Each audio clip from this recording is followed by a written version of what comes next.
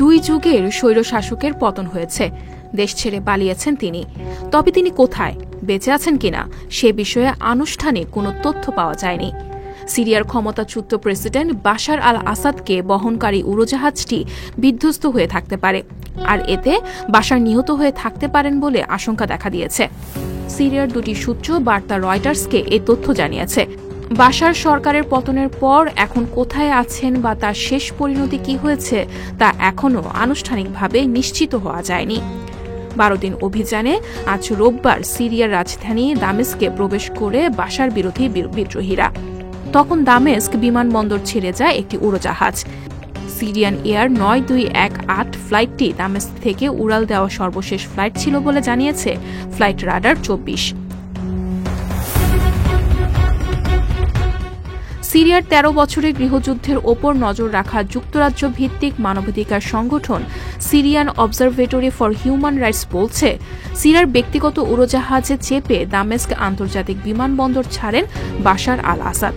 তবে উড়োজাহাজটির গন্তব্যের বিষয়ে নিশ্চিত হওয়া যায়নি। এদিকে সিরিয়ার দুটি সূত্রের বরাত দিয়ে বার্তা সংস্থা রয়টার্স জানিয়েছে, বাশার আল আসাদকে বহনকারী উড়োজাহাজটি বিধ্বস্ত হয়ে থাকতে পারে, বাশার হয়তো নিহত হয়েছেন। বিশ্বজুড়ে উড়োজাহাজ চলাচলের ওপর সার্বক্ষণিক নজর রাখে ফ্লাইট রাডার 24। প্রতিষ্ঠানটির তথ্য অনুযায়ী দামেস্ক আন্তর্জাতিক বিমানবন্দর থেকে একটি উড়োজাহাজ প্রথমে সিরিয়ার উপকূলীয় অঞ্চলের দিকে যায়, সেখান থেকে পরে আবার উল্টো পথে যাওয়া শুরু করে। এর কয়েক মিনিট পর সেটি রাডার থেকে অদৃশ্য হয়ে যায়। তবে উড়োজাহাজটিতে বাশার ছিলেন কিনা তা নিশ্চিত হতে পারেনি রয়টার্স। এছাড়া দামেস্ক বিমানবন্দর ছেড়ে যাওয়া উড়োজাহাজটি বিদ্রোহীরা ভূপাতিত করেছেন বলেও খবর বের হয়েছে। সিরিয়ার দুটি সূত্র রয়টার্সকে জানিয়েছে, উড়োজাহাজ বিধ্বস্ত হয়ে বাশারের নিহত হওয়ার বড় আশঙ্কা আছে। উড়োজাহাজটি রাডার থেকে অদৃশ্য হয়ে যাওয়া সেই ইঙ্গিতই দেয়।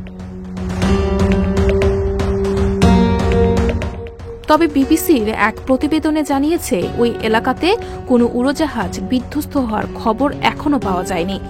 এদিকে বাশারের ঘনিষ্ঠ মিত্র রাশিয়া এক বিবৃতিতে জানিয়েছে, বিদ্রোহী গোষ্ঠীগুলোর সঙ্গে বৈঠকে বাশার প্রেসিডেন্ট পদ ছেড়ে দিয়ে দেশ ত্যাগে সম্মত হন।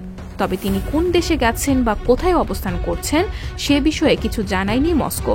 রাশিয়া এটাও বলছে, সিরিয়ার বাশার বিরোধী পক্ষগুলোর সঙ্গে মস্কো যোগাযোগ রাখছে।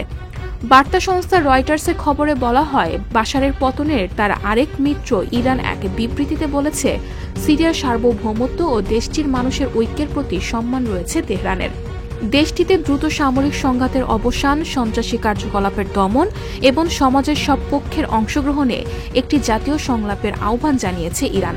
তবে বাশার আল আসাদের ভাগ্যে কি ঘটছে সে বিষয়ে কিছু উল্লেখ করেনি দেশটি।